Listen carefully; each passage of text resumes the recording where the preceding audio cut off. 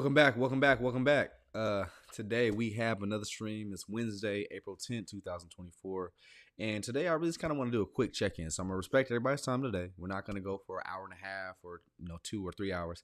We'll kind of probably stick to around like that 30 to 45 minute mark.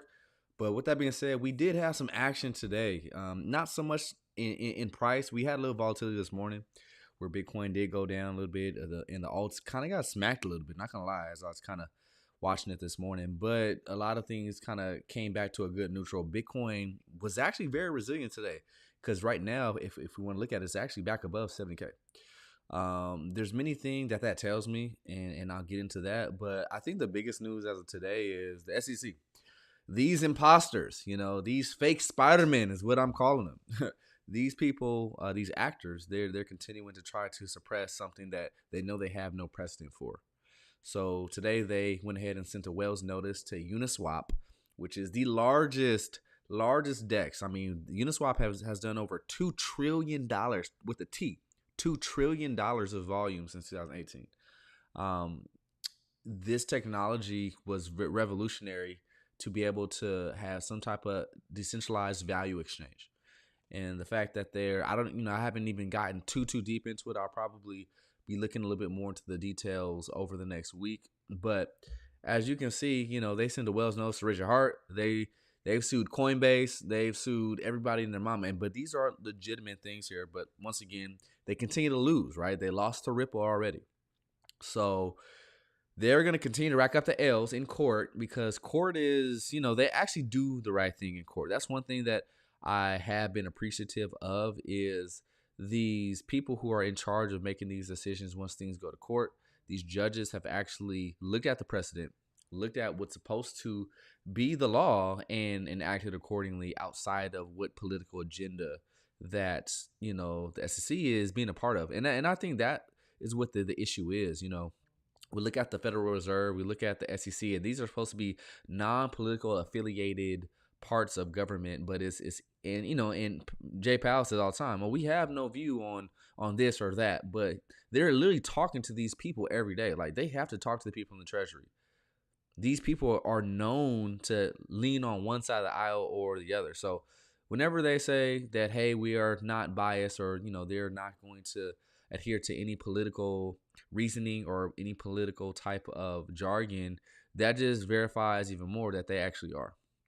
But today also, I do want to talk about conceptually, as you guys are looking at yourself as an investor, and as I continue to have conversations with people throughout the week, the biggest thing that I even remind myself at the end of the day is really you versus you. Like, to be honest, nobody else can be in your way. Obviously, you have life around you. You have to take care of your responsibilities, do the things you like, obviously. But at the end of the day, it's you versus you. There's a term that I've said on stream a couple of times, and I'll say it one more time. You are the sum of all of your inputs. So basically, that means this. The things that you're going to get out of your investment experience is going to solely depend on how much you put in, but not just money. Time is the other factor. We talked about that last stream, but then also at the same time, research. So, for example, the person that gets their 100 out, and that's a challenge that I have for everybody here. Get your 100 hours of research by the end of 2024. What does that look like? That may look like, okay, that looks like 3 to 4 hours a week. You can carve out an hour here and there, because think about it, for something that could literally change your financial life, wouldn't you say it deserves that much time? Now, this is not saying that you have to spend every single day checking charts, or no one needs to do that. I don't even do that. Or in the times when I do feel that I take a step back for a second. But you really need to have a pulse on your investment. There's a thing called stewardship. So the key term, stewardship, I love the word. It's something that I learned, principles from the Bible, which it says, like, stewardship is the aspect of tending to something that's not only important to you, but vital, something that you place value in. And this is not the fact of saying, hey, we're placing value in money solely, but we're looking after what we've been blessed with. But at the same time, we're looking after something that can be a blessing to others, like the people that are around us, because, I get on stream all the time. I talk about a lot of time. This ain't even just about you. This is about the people that you can have influence on. So yes, a lot of things that are spicy, but nonetheless, the market is really just chopping. Like we are in a nice salad chop in terms of price for a lot of things. The volatility isn't too crazy, but I have a couple things that I'll share with you guys in terms of when the halving clock kind of expires and we hit the halving. What are some things, the timelines of when you start to maybe see some portfolio gains due to the statistics that we already have due to the last couple cycles. So appreciate y'all for coming through. I have my little entry speech.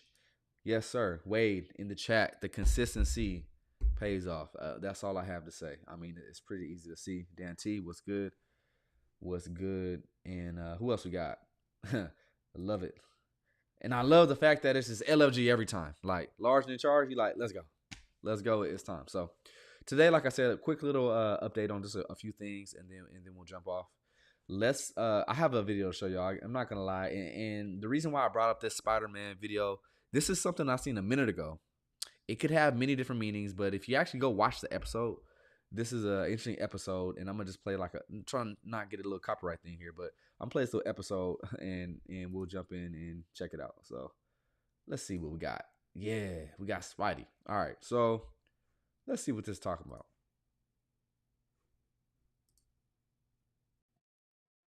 He hasn't done anything yet. Quick, Brutus, put him in. See? I told you! Now capture him! Which one? I don't care which one! Get them both! That man's an imposter. That man is the imposter. There can't be two Spider-Men. Let's take them both in!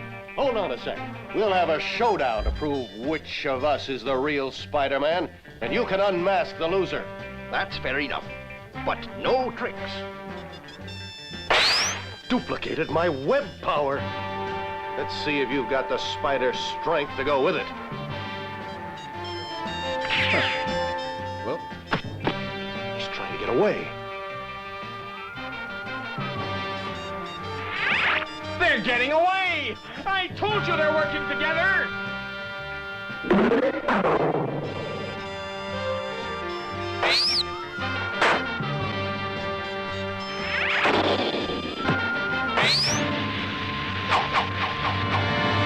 What's the matter? Run out of spider powers? I'll have your badge for this. You let him get away! Calm down, Jameson. Spider-Man brought him back. Here's a little present from your friendly neighborhood Spider-Man, O'Malley. Brutus, save me! Drop that gun.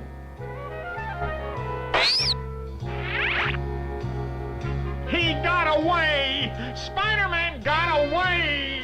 Uh-huh. And here's the imposter who's been stealing the art treasures. Charles Cameo. Sometime actor? all right. So interesting background with this. So this came out in 1967. Very, very interesting way to kind of think about it, where the scene is where, yeah, there's an imposter. Spider-Man's been doing the same, but there's somebody else trying to replicate what he's been doing. But at the same time, if you look at it, the actual detective that was like really trying to be the person that's trying to figure things out, he was actually in on it too. So I say that to say there's a couple things with that we can try to take a little or extrapolate a couple sayings out of it. One, the first thing is you versus you. When they pointed at each other, to the naked eye, you know, you don't know what's going on, right? And so the thing about like when Spider-Man actually jumped and went after the other Spider-Man, he actually really displayed like what he was all about. And it was like a natural thing because that's just what he does. And so I think every person, they have these things inside them that it really brings out the best in you if you tap into it. But it's up to you to find it. So like for me, for example, what brings the best out of me is I can tell a couple things about myself. One thing that I know that brings the best out of me is when I say, hey, you know, something that I've worked towards, I feel that progress. And it's not just like an aspect of saying, okay, this little thing was good yesterday, that felt all right. I'm just like, if I notice incremental progress step by step, week by week, that makes me even more hungrier to finish the goal that I set. That's just me. Everyone's going to have a different thing that gets their clock ticking or gets them to really push themselves to be the best then that they can be towards whatever the thing that they're going for. But the other thing that we can extrapolate from that is a lot of people got masks on out here. And so, for example, the SEC, these are actors. These are, like they said, the person that was in basically impersonating the real Spider-Man was an actor. And the government, the SEC, the Federal Reserve, all these people are people that just want to stay elected.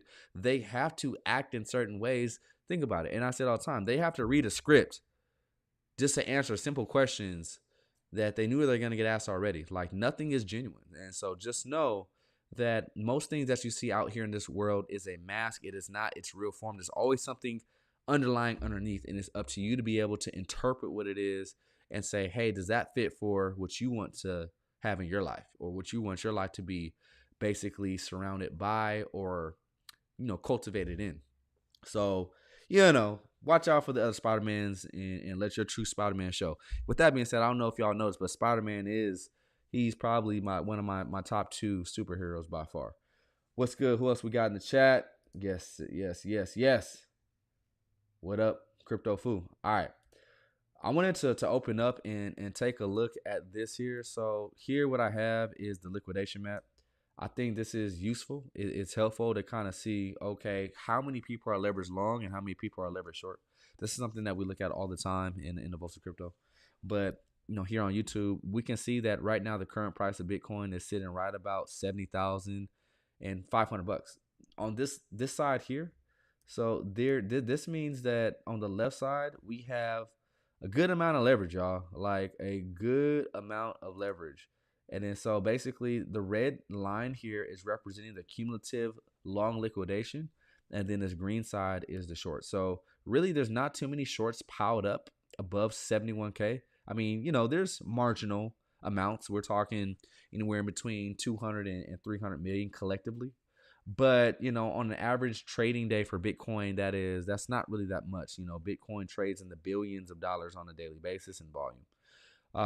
But obviously, there is potentially more pressure for some of these longs to get liquidated. And as you can see, there's a nice amount of cumulative, like by the time that we reach, like, let's say if we were to if we were to push down to, let's say, $66,000, through that process, we would liquidate about $740 million. And that's a little bit more like it. Like, that's a nice amount.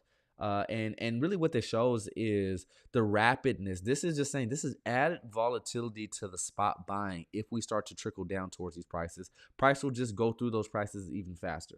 Or the price of Bitcoin will travel faster in volatility through these different ranges of the actual price, if that makes sense. So we're leaning more towards liquidating longs than liquidating shorts. But, you never know. Bitcoin has been having this mind of its own really this past few weeks. A lot of people are like, oh, we're just going to keep going up. A lot of people are saying, hey, we just have to crash immediately. But what we've seen is just a lot of chop. And that is something that is of similar ilk compared to other periods of time when we have gotten back up to all-time highs.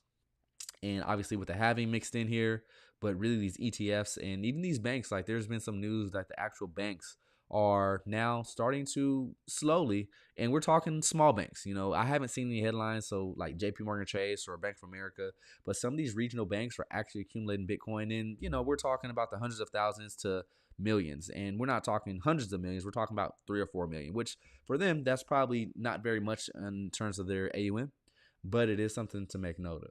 Another thing that I think is some pretty good alpha, you guys, that I want to kind of give you guys here on this stream is use CoinGlass for another metric. So we can pop over on CoinGlass and we can look at the crypto market RSI heat map. So if you guys know the RSI, this is the relative strength index. What this means is this is going to track the movement in terms of strength. How strong is this move to the upside or to the downside over a certain duration of time for a particular asset? Now, what we have here is the weekly chart. And yeah, we see a lot of stuff on here. But what I like to do is I like to come check this on the weekly, and even sometimes check it on like you're able to check like the 24 hour. And I like things that I've done research on. I'm like, okay, I've researched this project or this coin, or I currently hold it. This is another way how I can get just a broad overview of saying, okay, what's a little bit more on discount right now compared to maybe other things that I might have in my portfolio or other things that I'm interested in. So this is a great tool because I can come on here and look at some things like that are in the weak position. So this is like the dark green here, and say, okay, is there anything in my portfolio that I may want to hit my DCA with and add a little bit to that position, just because I know it's trending up through time, but it seems to be a little bit more on discount compared to maybe some of the other things. So this is a great tool. Let's just look at like the 24-hour, for example, compared to some other things that I may have in the portfolio. And I'm just trying to, like Pith. So let's just choose that. See if I can get on there. So I was trying to grab. So, this is on the average. It's just right below averages, which the average of all of these is about 48.25. And so that's letting me know, okay, well, if I was a person that's looking to DCA today into a coin that I've done research on, is it undervalued or overvalued for today? And that's a good way to start your analysis. Obviously, you want to broaden that out to the last week or potentially go on TradingView and then look at the last month and see how does it fare. But this is a really, really good little extra tool to use and just check value over a span of time. One thing that we can see, Phantom is a little bit, more so on the neutral side. So neutral, but heading towards strong. But things like Pendle, overbought. Like, so for example, if I ever seen a coin that I was interested in and I seen it was just like the only outlier just way up here in the corner, right? The only one that's extremely overbought. And let's say I'm a new investor, the first thing I need to learn to do is like, do I really want to buy something that's just way overbought on the daily basis compared to everything else in the market? The answer probably may be like, no, I don't maybe want to get my entry point here. So just a little conceptualization for you guys. But this is, once again, like I said, a great tool. Y'all come and see if y'all see any assets that you currently own or something that you're interested in, and see how does it value versus some of the other things within the market. For example, I see something that's a little bit more towards the weak side that I do have in the portfolio that, hey, it may make sense for a DCA here if the altcoins tend to kind of be a little bit more bearish over the next few days. Yeah, I might dip my toe in a little bit of IMX, Mutable X there linked with a lot of GameFi, Alluvium in particular. And so, just another little piece of the information to kind of add to your toolkit. All right, let's go ahead and look at the overall heat map. So if we look at the overall heat map, Bitcoin, like I said, pretty resilient. It's been a sight to see where because here, think about this. Grayscale has sold $5 billion worth of BTC. So just a little bit over 300,000 coins. We have had Genesis dump through Grayscale, but then we've also had the government dump about $2 billion this far this year. And yet still, Bitcoin decides to just want to flirt around above 60K and really just even closer to 70K. It is impressive. The dominance for Bitcoin is still relatively high through the aspect of looking at the lens of, when the alt season does come, that'll be going down.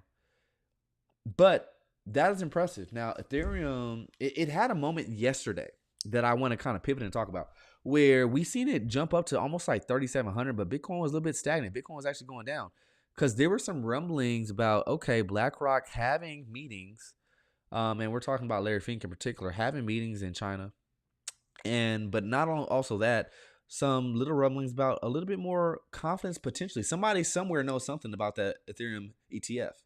That we seen a nice candle for Ethereum that we didn't see in any other coin. Like not even Solana was, bullish in that particular sense. But what are we seeing today? We see Bitcoin, it's 1.4% to the upside over the past 24 hours. Ethereum's neutral. BNB up 4%. Toncoin pretty neutral. But the interesting thing is this sector. So one thing to notice is like how do you know all season is not fully here yet? Is because this. If you see BTC up for the day and you don't see like this, especially this cohort of altcoins outpacing BTC. So we're talking about Solana, AVAX, your Near token, your IMX, your Phantom, Optimism. Like we're talking large market cap here, y'all. If those are not outperforming BTC on that particular day, then or that particular week even, that we are not in a bull market. Or not, I'm not gonna say not a bull market, we're not in an altcoin season, excuse me. We even want to look at this on a weekly 7-day standpoint. Bitcoin, once again, it's pretty neutral. Like it's pretty neutral, but at the same time, so is a lot of other stuff in crypto. Pretty neutral, but a lot of this stuff is a little bit more bearish. So With that being said, that lets you know there is still time. There's still time for the average person to still extract, 5x, 10x potentially out of this market. But you have to get active and you have to get serious now to really start to trade your fiat for something that has the opportunity to go exponential. Fiat has no opportunity to go exponential at all. There's zero chance of that happening. Wouldn't you want to say, hey, out of my whole salary that I made this year, some people make 50, 60, 70, $100,000. Literally, if you just do some quick math, right? If you said, okay, someone that makes, let's call it $70,000, 5%, that means 95% they could spend and do whatever they want. But basically $3,500 of that, they could invest and say, hey, this $3,500, and depending on when they invest it, who knows, that could turn into a quarter or a half of their salary for making one smart decision. But yet, a lot of people don't take action just because they may not have the tools, they may not have the knowledge, or quite frankly, they just don't want it bad enough, whatever the case may be. But it's not just about wanting it, it's just about trying to have provision for yourself later. All saving is and all investing is simply this. The definition I'm going to keep reiterating, it is future consumption deferred. So basically you're deferring your consumption now to provide future consumption for yourself later. Instead of having to work for that consumption later, you're basically stewarding your money and just like trying to teleport it to later, to where you ain't just got to work for it later. That's all investing is. And so I venture to say most people want to not have to work so much later. From what I understand, some people maybe want to work 12-hour shifts until they're 80. Who knows? But I know most people don't. So with that being said, the map here is looking neutral to mismatch. Nothing too exciting. BNB up 8%. But Toncoin over the last week, they've had some good things develop over there. Telegram and everything like that, up 35% over the last week. So that is the one coin you may want to look at. And then Phantom as well, having a nice week. I want to say over the last week, it might be up, because I want to say we dipped down to about like 80 cents and we're up to $1. So about 20% gain. That's looking pretty nice as well. Let's jump over to X.com. I had a couple videos that I've seen that are pretty funny, but this one is actually pretty insightful. This is about Bitcoin. And I am not a Bitcoin maxi whatsoever, but I love the way that they framed this here. What is this archaic system? Mother's maiden name? Leibowitz? You're telling me this guy is how things get verified. That's my job. I'm just saying, you shouldn't have to buy $10 worth of gum if you just want 79 cents worth of gum. Why do you get charged your money to take your money from your account? And if you're out of money, they charge you for being out of money? What? An overseas transfer takes 5 days? Business days. Why? What are they using? A Zeppelin? I deposited the check Monday. But Monday was a bank holiday. Why is this the way it is? A bank holiday? This system What's a bank holiday? makes no sense. This makes no sense. Who designed this system? Ma'am? Is this really the best we can do? Hello? Don't we deserve better?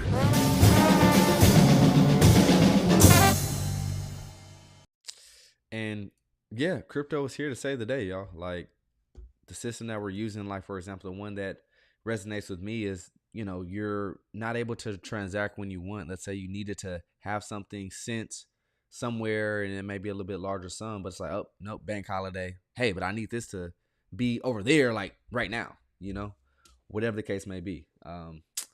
Yeah, and they will charge you for not having enough money in the account. That's your money. System is rigged, y'all. Just letting you know. This one is just pretty much everything that everybody's feeling, especially over the last few days. It's been like back and forth, back and forth.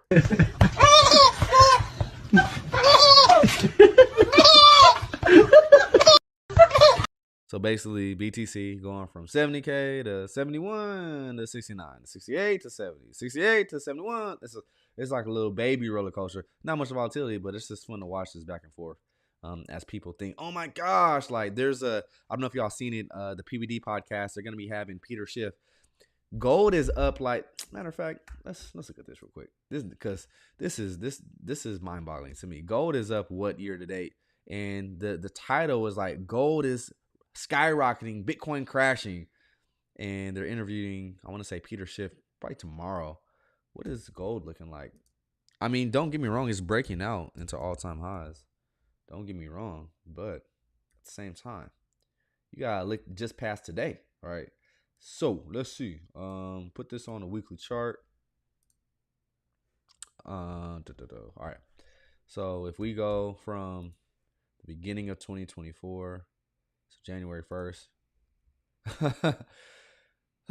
Man, the world is funny. So year to date, gold is up 14%. Now, yes, did it break out of a range? It sure did. Sure did. But come on, man. Like, come on, bro. Brother Peter Schiff, Brother Peter. It broke out of a range, went up 14%. But you're telling me Bitcoin is crashing when it's at basically close, like 2% off of its all-time high. And year to date, Bitcoin is up, what, 3x what gold is up? Let's get it exact. So let's go January 1st. So this man, and Bitcoin is up 70% and gold is up, golly, 15%. That's up more than 4 times, 4x. So and here's the thing: the average person is gonna see that and be like, "Oh man, I should go buy gold instead of Bitcoin." Because the sad truth is, like, you guys don't understand. You guys are like 1% the 1%. The more that I talk to people, they don't know how to read a chart. Like, they don't. And we have this advantage on knowing, hey, when to maybe invest a little bit more, when to hold off, because we know how to look at a chart. Like, I wish this is a curriculum that they taught in school. Like, so I had a thought the other day that I thought was interesting, because and this is a dream of mine to have one day. I want to have my own school that teaches particular things. Of course, it's gonna be private, of course, but in particular, like, there's only just a couple areas that I think that are important for most people to know. Now, you may agree or you may disagree. Let me see. I have my notes on it because I actually wrote it down. I'm gonna share this with you guys watching this stream. What I write, but in terms of things that I think people in this next generation need to know, you'll be surprised. Let me see here. So, curriculum involving math, obviously. So math is kind of what we're doing, learning percentages, multiplication, all that kind of stuff, addition, subtraction, the basic math. Reading, if you can't comprehend, that's going to be very hard for you to be able to extract information the right way. So you got to be able to read. Communication. So what are we doing? We're communicating online. Y'all leaving comments. I'm on this camera talking to you guys. So people have to be able to communicate with others. And it's a natural thing. We want to do that. Sports. So now, I'm a little bit biased, right? But sports is probably one of the best mechanisms to teach people good, controlled adversity. Not the toxic adversity, but adversity that actually can make their life better when they learn how to deal with it as a young person. Anatomy. So the reason why I say anatomy, because, it's very important to know, hey, how does your body work? How does your body react if you maybe don't stretch for a long time? Or if you, for example, are eating certain foods, how does your digestive system respond? It's good to maybe know that. So that in health. Another thing is geography. Hey, do you even know where you're from? Do you know what parts of Asia operate like this? Or do you know, this region versus that region? Like, just throwing things out there just randomly. I'm just talking. But that's important. What else we got? Economics. Obviously, this is the street, like this channel is dang near half economics, right? But economics, know how the world that you live in works. Because if you don't, guess what? You're just going to be someone else just without a clue. It's hard for people that don't have a clue. Finance. So once again, this is a channel that focuses on finance. So finance is more than just the math, but so like that stewardship aspect. How do you maybe solidify to be able to have a life that you deem to be more comfortable, or a life that is more fitting for what you may want out of it. Everybody's a little bit different, but learning how to deal with finance is key. Taxes is something that everybody needs to learn how to do, because there's ways to mitigate taxes. And I'll give y'all just like the basis and the sum of that. If you own a business, or if you're an investor, you have a better chance to not get killed by taxes versus the average person who just works a W-2. W-2, you can't do anything about your taxes. If you have a business, or if you're an investor, there's different rules for you. Go learn them. And then just general entrepreneurship, which kind of leans into maybe, hey, think about, hey, owning a business. Now, I understand not everyone can be a business owner, but maybe there's a cohort of people that should be, and they should be being prepped for that, maybe from the young age of 6 or 7. That's my goal. I want to create a school teaching these things. Let me know if that's a worthy goal to have. That's why I need to stack up this crypto so I can afford to, open up a whole school. I'm trying to have 10,000 students. Maybe not that much. Maybe like 1,000 students. That would be nice. But anyways, sidetrack. So yeah, don't listen to the imposters. Peter Schiff is another imposter, another fake Spider-Man. Goes up 14%. Bitcoin is up basically 70%. Let's look at the chart for Ethereum. It's been a minute since we looked at Ethereum. Let's do some quick TA. So Ethereum, as you can see, it is consolidating quite a bit. We had a nice buy signal. That was like the last hoorah to buy at about like $1,500. Ethereum since then has done a double. But this is nice though to see Ethereum kind of calm down if we want to throw on that MACD. And typically this is the calm before the storm. This is a beautiful time to be able to say, hey, if you're a little underweight in your Ethereum positioning in your portfolio, if it's not pumping, if it's dumping or neutral in a bull market, those are actually really good opportunities if you know how to look at that in that way. On the weekly, it's a little bit more on the greedy side. It would be nice. Now, we may not get it, but it would be nice if this came down to somewhere a little bit more neutral, to like maybe like 60 or 70. And that may be a capitulation down to like 3,100. But like I said, in the bull market, those are not guaranteed. The structure is nice. If we want to look at the MACD, we do have some cool down. So as we can see over the past, bit of time, and we're looking from really, February, it's cooling down over the subsequent months. And that is a nice thing to see, because typically before a cool down or before a nice run, it likes to cool down around the halving, and then it'll jolt after that point. So that's a nice development. On the daily basis, the MACD is saying, hey, we've had a nice drawback. So like all of this sell pressure on Ethereum in like mid-March and then also April, the momentum was, it gave its precedent where Ethereum was not allowed to pump.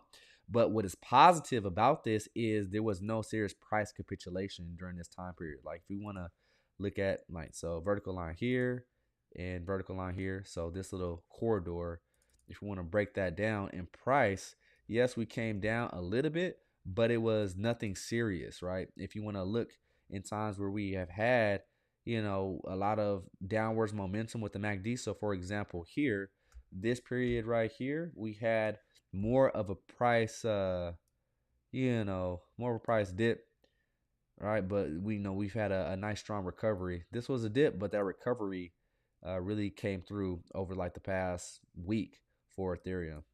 And so that's a nice thing to see. Let's take that off. All right. Cool. So Ethereum is looking pretty good. Let's look at the breakout probability. So there's a nice indicator that we can look at. Okay, what's the breakout potential? And let's zoom in on that. So just based upon the math, it looks like, taking the last basically 2 candles, or 3 candles, taking this candle here to all the way here, there looks to be a higher percentage of Ethereum wanting to break out. 62% leaning towards breaking out versus 29% leaning to the downside to the bottom of this wick. And these wicks just show a lot of good support, a lot of good bid action when we do come down to those ranges. And so this is a nice thing to see. Really, we have a nice a nice consolidation, constructive consolidation for Ethereum. So if we want to make it make sense, make it plain, got a nice pennant here for Ethereum. And these are just structures here. And we'll see how long we ping pong. But in some due point, sometime in April, or maybe leaning into early May, we will see some type of volatility out of this pennant. And the probabilities are just kind of showing us, a little bit more to the upside. So what does that tell me? If it comes to like the midpoint in the pennant, so if we want to look at things from a basis of, midpoints, I would say the midpoint is kind of right where we're at. And if you find yourself, catching Ethereum below like 3,500, maybe you find that 3,300, hey, grab yourself some. Do a little scoop. Let's see what the Hatter has to say for Ethereum. Do we have any potential buys on Ethereum? And let's look at the 12-hour chart. And so we did. We had a nice buy signal where we came below the 100-day moving average. And then so we had a nice buy signal just right around, we're talking about like that $3,200 Ethereum. And we popped up nicely. So now, mind you, the Hatter could be used if you're a trader. But I don't use it for trading. I just simply use to say, hey, when's a good valuable DCA, depending on the time frame that I'm looking at. So Ethereum, wanting to do some nice things. One thing I just kind of want to segue, and the Pi cycle top is something that we need to know what it is. Let's go back to Bitcoin and look at the relevance with that. So we'll look at Bitcoin and we'll put this on the daily. We need 2 moving averages to make the Pi cycle top. Put in the chat if you know what the moving averages are before I say them. So let's look at Bitcoin. Let's zoom out a little bit if we can. Take off the Hatter. Take out the breakout probability. Same thing, consolidation for Bitcoin. It's looking to really want to lean to the upside from what we're seeing. But we need to put on 2 moving averages to create the Pi cycle top. Let me check the comments. Does anybody know what they are? I might have to give out 1 month of free subscription to the vault if somebody can put it out there. Pi cycle top. Anybody? Bueller? All right. So basically, we need to capture. I want to say, if I remember correctly, it is the 350-day moving average and the 111-day moving average. So let's take a simple moving average with that. Let's see here. Simple moving average.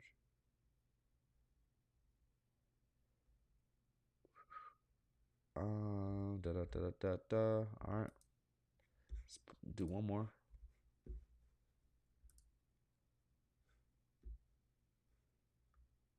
All right. So let's turn one of these into, let's go yellow for the Vault's crypto. And let's go 350. 350. Boom. Yeah, bro. I'm gonna state it one more time. Definitely the Vault has the information that's gonna help you just get better. So, go to vaultofcrypto.com and hit the services tab. It is really easy to sign up, and within 24 hours you will be in. So definitely think about signing up, y'all, if y'all are contemplating. You'll learn the things that are vital to make sure you succeed this cycle, just be honest. Okay, so we have that. And then let's go ahead and throw on the 111. So 2 moving averages to give us a couple data points. And let me verify, let me double check to make sure this is correct. Because it should be pinging. So let's double check. Pi cycle top. Boom. Quick Google. See if we can make it. Yes. So we have 111-day moving average. Oh, I see what they did here. So no, we can't make this on trading because this is a 350-day moving average with a multiple of 2. I might have to make that indicator. Yeah, I'll do it. I'll put that on the list. And okay, so yeah, because that's something to have. So here's what the difference is. So you see how we have intersections here, right? At these moments in these time periods with these moving averages, we can't do that because we don't have a multiple of the 350-day moving average times 2. You can't do that in TradingView, unfortunately. And yeah, I tried, like, if you put 700, because that's a multiple of 2 technically, right? That ain't gonna work either. So that's fine. Let's actually just look at it here. Looking at Bitcoin. Now, pi cycle top is when you have intersection of the faster moving average going above the slower moving average. So that's the 111-day eclipsing. Get it? We just had the eclipsing the 350-day X2 moving average.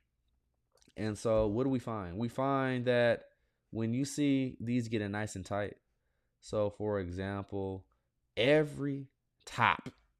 Now, there's not just one indicator that you need to look at and say, hey, I'm going to do my whole investment thesis off of this one thing. But if you were to say, what's one that has a 100% track record that you just need to be aware of, I'd say this would be one. Let me see if I can take myself off of here so that way we can fully see what we're working with. So, for example, I'm going to take myself off. Cool. All right.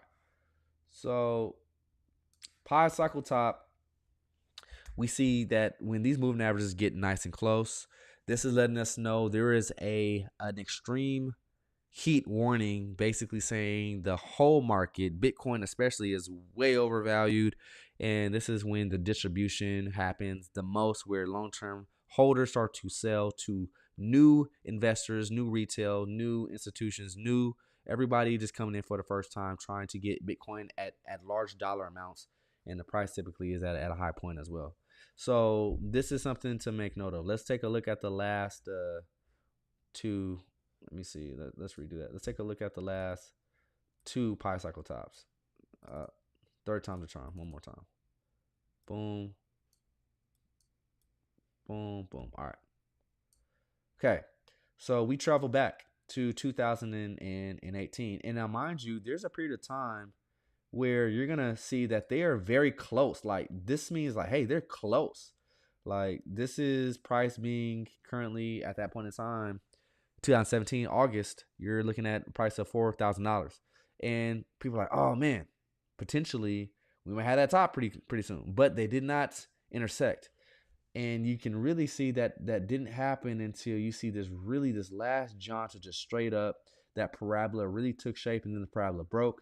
And pi cycle top, let's zoom all the way in. We see those lines intersected just right, boom, dang near on the day for getting the correct price for getting the top in that market in 2017 for Bitcoin. So that's pretty dang impressive. Let's look at the cycle after. So once again, you have a time period where things are very, very close. Right, we're talking Bitcoin going from COVID we're talking $5,000, dang near the same price as it was August of 2017. So that just lets you know a couple things. So we're talking about August of 2017, prices at 4,000, and 3 years later, practically prices at 3,000. But the key is this: your cost basis and when you take action. That was in the middle of the market. This was the bear market low. So price was similar years later. That doesn't mean the exact same thing is happening. Knowing the chart, that's why I say put in your 100 hours, so because you would be able to know that, okay, the low that previous cycle was not no $4,000. It was hundreds of dollars. So just a little side note, right? Now, but then also things were relatively tight going into that hockey stick moment, but things really, really start to intersect really as that distribution started to happen. It's like price is stalling out. And at that top, dang near on the day, once again, we hit just about like $64,000. And that was when the pi cycle top intersected. Now we find ourselves into a new cycle. And we see that we still have some distance between them. Like they're not even close. And so that's just another way to say, okay, and really understand the methodology behind this. The shorter or the faster moving average is basically saying this is the demand in the market. This is when demand is rapidly increasing so much that a long-term trend being the 350-day times 2, that is going to be a lot of sideways. But when you see that rapid pace of something like the 111-day intersecting the 350-day, when the 350-day has been above the 111-day for years at a time, that lets you know that this is a lot of people coming in a short amount of time. That's what that is saying. So we have some room here where we're not even close. Like if I'm to try to eye it, this is gonna be kind of hard, but like last cycle, we're probably somewhere like in the distance of like right here, like similar distance. So, and that's where the price was at, 21K, 23K, and then it still did 3x times that in distance. So, in price, I mean. So that's just something to think about. Who knows? Will we 3x from 70K? I don't know. But what's the chance that we double? Maybe a good chance that we do that, So something to think about. All right. And let's see here. So, yes, the halving is coming up. Let's see if we can look into the Uniswap situation really quick before we jump off. So Uniswap Labs. What say you, Uniswap Labs? They have something to say. So fighting for DeFi is what this is labeled as. This is saying, today, Uniswap Labs received a Wells notice from the SEC. And we're ready to fight, as they should be. They have a lot of money. They got a lot of bread over there, still making it every single day from the fees. This is the latest political effort to target even the best crypto actors in crypto, like Uniswap and Coinbase. All Uniswap products and the Uniswap protocol are unaffected. So that's their, they got a million people that have seen this dang near. They're saying, hey, nothing's affected. Like, don't worry. They're just trying to service a Wells notice. So basically, the Wells notice means that they have concluded an investigation and they want to go into litigation. The credence of that actually happening, that's we're going to see. But as we can see, there's going to be comments that they'll need to make, or people can submit to go through and read. Hearings will be set and let the chips fall where they may. The actors will start the performance. So just know that real crypto, which I consider Uniswap to be real crypto. Real crypto meaning, hey, you don't need any one person to be the head of this for this to continue to stay alive. Why? Because the on-chain data is showing us billions of dollars in matters of months being transacted. People have chosen. And it's freedom of speech here. It's like they cannot take something that is code, numbers and letters, and say, I don't even know what the Wells notice is saying. We'll see when it comes out. But it's just like, whatever their claim is, we know it's bogus. And they've had several bogus claims trying to just attack the sector because they just know people are getting rid of this stupid dollar and finding ways to get access to better situations for their life. That's all this is, y'all. And that's the net of it all. Oh, hey, look, we got DCC. He must be streaming right now, but he is hosting. Let me see. Live on X. Yeah, he's definitely streaming. Well, I'm just about to end, you guys. If anything, pop over to his stream, show him some love. But yeah, that's it. Just a little Wednesday check-in. Things are looking moderate to neutral. Definitely, if you haven't DCA, the dip opportunity for like this, the small little dip that we had was over like last week and the week before. But who knows? We may have a little bit of a continuation depending on what they say overall with, I would say, what people are going to continue to do in TradFi in regards to the CPI coming in a little bit hotter. For, I want to say headline CPI was a little bit hotter. It's either one of the two, headline or core, but not much by like a point or a percentage, like 0.1, I want to say over. So I'm watching Swerve and DC at the same time. Yeah, he on mute though. He on mute. But yeah, y'all. So that's a little check-in. Continue on to put in that time. Let me go through and finish out. Continue to put your time in, you guys. These streams are vital to your success for the future. Don't take them lightly. Work hard. Take care of your bills. But anything extra, anything that you're saying, hey, I just don't need, trust me. There's going to be a time when it's going to be able to benefit you plenty to reap that harvest later on. But you got to stay the course. I know a lot of people not on what you're on. Either get them on the program or just say, hey, you'll understand later. But with that being said, thank you guys for coming through. I'm going to catch you guys on Friday. Be back same time, 8:15 Central Standard Time. And yeah, once again, join the Vaults of Crypto. Let me go ahead and put that in the chat. Go to the services tab, vaultsofcrypto.com.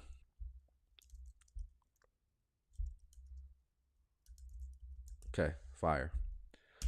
All right, that's in the chat. And yeah, y'all be blessed. I will see you guys on the next one. Take it easy.